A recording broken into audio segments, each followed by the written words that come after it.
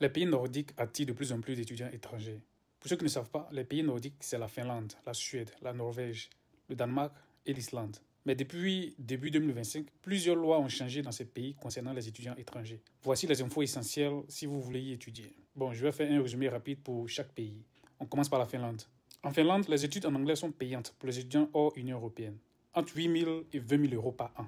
Si vous étudiez en finnois ou en suédois, c'est jusque-là gratuit, mais il y a une nouvelle loi universitaire votée fin 2024, qui va entrer en vigueur le 1er août 2026, qui vise à supprimer la gratuité des études pour les étudiants étrangers, quelle que soit la langue d'études. Et d'ailleurs, depuis cette année 2025, tous les étudiants non européens doivent payer désormais des frais obligatoires d'admission. J'ai même fait une vidéo sur cette loi-là. Le coût de la vie minimum réaliste en Finlande, c'est environ 900 et 1 200 euros par mois, basé sur colocation aux résidences universitaires, incluant logement, nourriture, transport, assurance et dépenses personnelles. Le travail étudiant. Bon, en Finlande, en tant qu'étudiant, vous pouvez travailler jusqu'à 25 heures par semaine. Et après votre diplôme, vous avez le droit à un permis de séjour de 2 ans pour chercher un emploi. La Suède. En Suède, les étudiants non européens paient des frais de scolarité dans la plupart des programmes universitaires, quelle que soit la langue. Et le coût de la vie minimum estimé en Suède, c'est environ 1 000 à 1 300 euros par mois, basé sur colocation ou logement étudiant, nourriture, etc. Pour le travail étudiant, il n'y a pas de limite légale stricte, mais il faut garder un bon équilibre études-travail. Sinon, bonjour le problème. Et après le diplôme, vous avez droit à un permis de séjour d'1 an pour chercher du travail.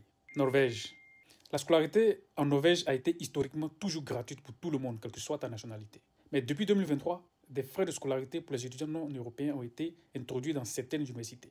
Bon, le coût de la vie minimum pour la Norvège, c'est environ 1 400 euros par mois. Comme vous le savez, colocation, résidence universitaire, nourriture, etc. Pour le travail étudiant, vous avez droit à 20 heures par semaine. Après le diplôme, vous avez un permis de séjour de 1 an pour chercher un emploi. Le Danemark. Au Danemark, les étudiants hors Union européenne sont soumis à des frais de scolarité et ça varie selon le programme et l'université.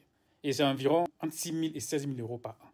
Le coût minimum estimé de la vie, environ 1 200 à 1 600 euros par mois. Colocation, résidence étudiante, nourriture, transport, etc. Mais il y a une réforme du 2 mai 2025 au Danemark qui stipule que tous les étudiants qui sont inscrits dans des programmes non reconnus par l'État n'ont pas le droit de travailler et n'ont pas de permis post-études. Ceux qui sont inscrits dans les programmes reconnus par l'État, ceux-là ont le droit de travailler 20 heures par semaine. Et après les études, ont droit à un permis de séjour de jusqu'à 3 ans pour chercher le travail. L'Islande. En Islande, les universités publiques imposent souvent seulement des frais d'inscription annuels modérés. Et c'est environ 500 et 600 euros. Et il faut savoir qu'il y a très peu de programmes en anglais. Le coût de la vie estimé minimum en Islande, c'est environ 1 000 et 1 300 euros par mois, en tenant en compte la colocation, logement étudiant, nourriture, etc. Pour le travail étudiant, vous avez droit jusqu'à 15 heures et à 20 heures de travail par semaine. Et après vos études, vous avez droit à un permis de séjour jusqu'à 6 mois pour chercher un emploi. J'aimerais préciser que tous les chiffres de coût de la vie que j'ai mentionnés correspondent au minimum réaliste pour colocation ou résidence universitaire. Il faut prévoir plus si vous choisissez de prendre un appartement, un logement privé ou si vous habitez dans une grande ville. Les frais seront supérieurs à tout ce que j'ai dit.